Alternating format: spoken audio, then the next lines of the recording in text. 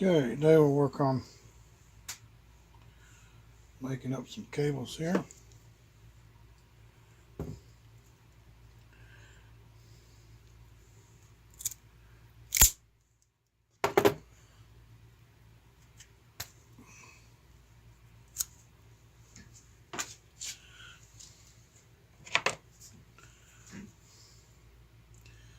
So we strip that real easy with them strippers, and you can use a razor knife and very carefully go around there. But this cable's got a metal braid behind that black rubber, and that's pretty tough stuff to get through if you're using a razor knife. And you got to unlash that thing all the way back. You'll be there all day.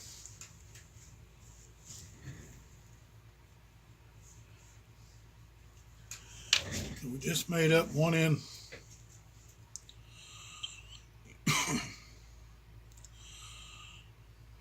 The other end's going to get a plug on it. So we'll show you how we do that. First off, we want to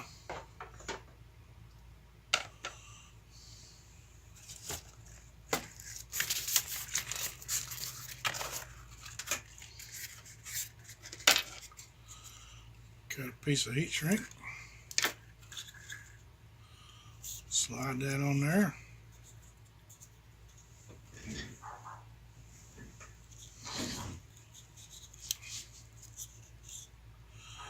Right in the middle.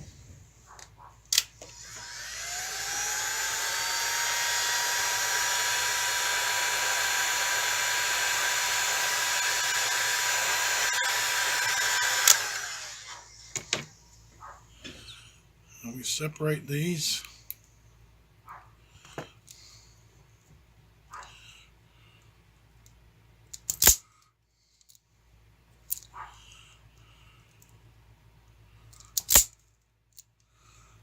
Twisted pairs. Actually, all four twisted together, but we're going to hook them one end in singles and the other end in pairs. I'll twist these up real good.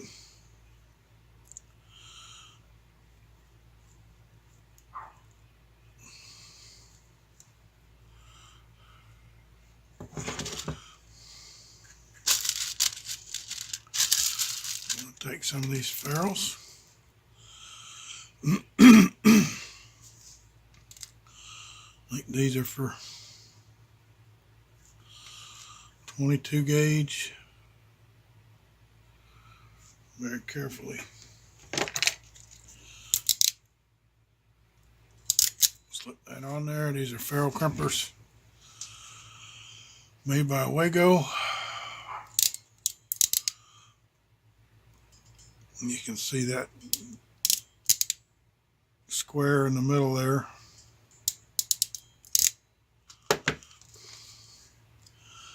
Does a real good job of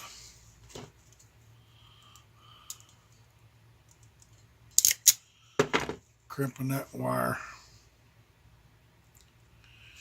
that copper.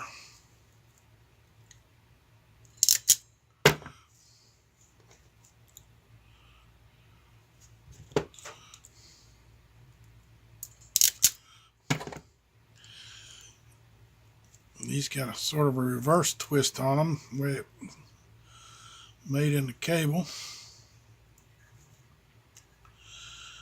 And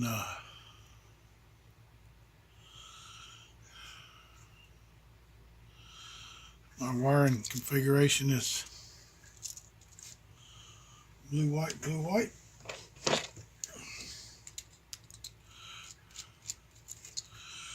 Always look inside to make sure the jaws are open.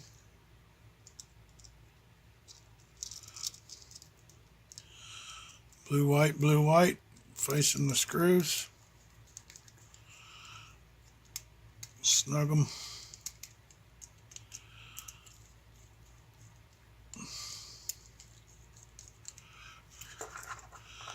And then put the whammy on it. You want to make sure that baby is really tight. Electricity's worst nightmare is heat and loose connections. So we don't want any loose connections, loose crimps, loose solder, and bad solder.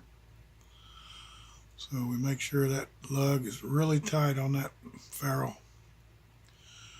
And it's sort of a square shape. The lug is a square mouth. A lot of lugs are flat on two sides, so these ferrules are really good for making a good connection. So this end's done.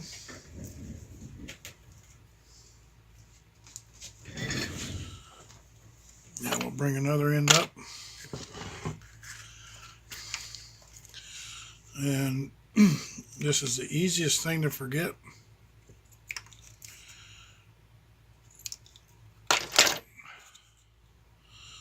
But it makes it look the best when you're done, so you don't want to forget it. Put that heat shrink on there first. I'm spreading these out so I can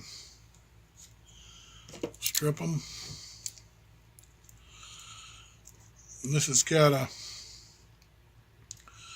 the big jaw is for number 10, 12, 14, 16, 20, 24, 22.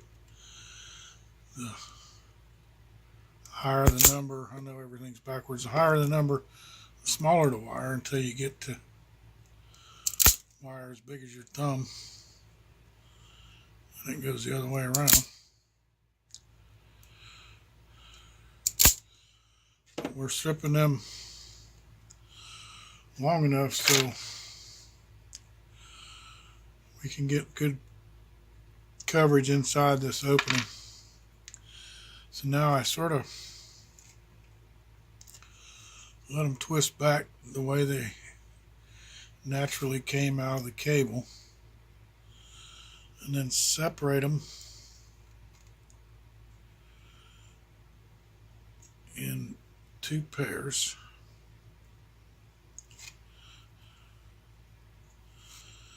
Wind them back up. So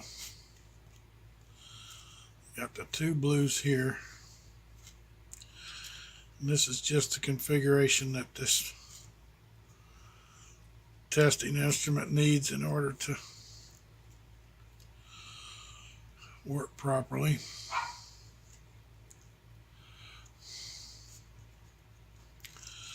And before we do anything else again, once we get those ready, is put that heat shrink on. Yeah, I got some this is 1/4 inch heat shrink. I got some 1/8 inch, but the 1/8 inch won't go around this when it's all soldered and done. So the 1/4 inch shrinks enough where we don't need to worry about it. So put that there just to hold it while I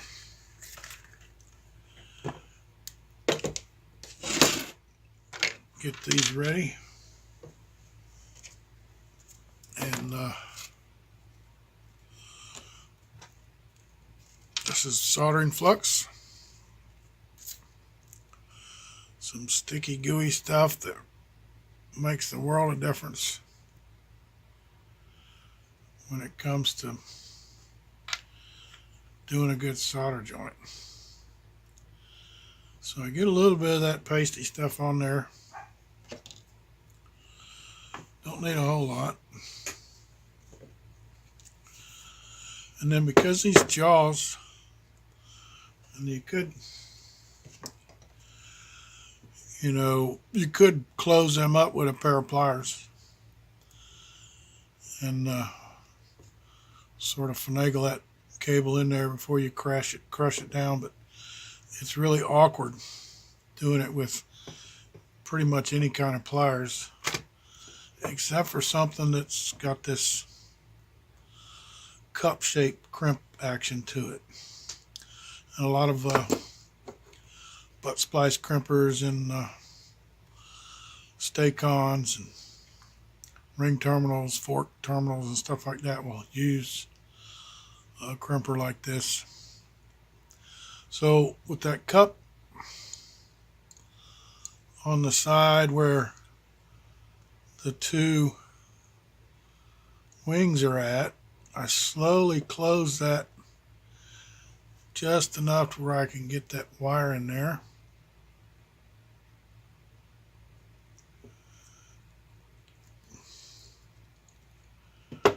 Then crimp it. See how it closed around both sides of the conductor. And I'm just using this to make it go straight, so it's nice and straight. Get this other one ready.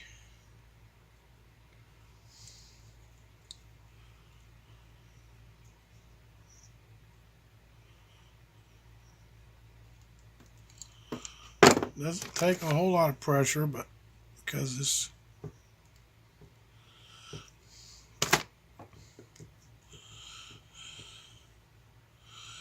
so I'm going to solder now. So I want this to roll face up so I can see where that crimp is at and the conductor in there. You can see that flux on it.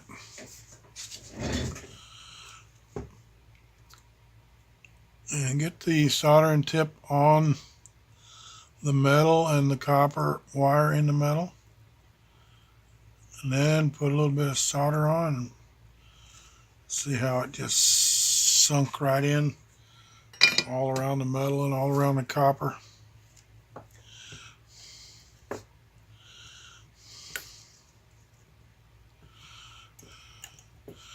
And obviously it's really great to have some little device like this so you can hold it while you're doing this, because it's really awkward if you don't have the right tool. You can see how that flux helped the solder just flow in the whole area where that connection is at. So we know that's going to be a very robust, low ohm, low resistance connection. And it could break off if somebody sits there and bends it back and forth, because this is stiff now where it's been soldered. But it would take quite a bit of effort to break it off. And of course, if you do break it off, then you solder a new one on there. So we slide the heat shrink up into place.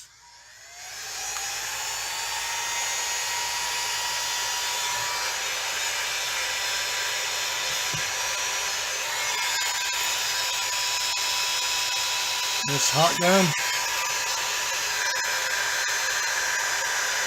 is like an industrial strength hair dryer. Oh, don't use this to dry your hair. You'll catch your head on fire. And as you can see, there's a yellow glow in there. That means that baby is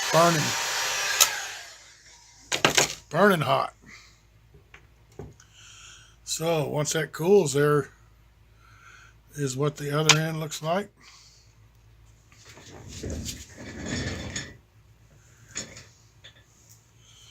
So this end will plug into the instrument, and this end will hook onto a battery or whatever you're testing. And the wiring configuration is this way for the purpose of the instrument specifications. So depending on your application, the wiring configuration will be different colors, different number of conductors, but that's the way this one is. So one done, and we got 64 to go.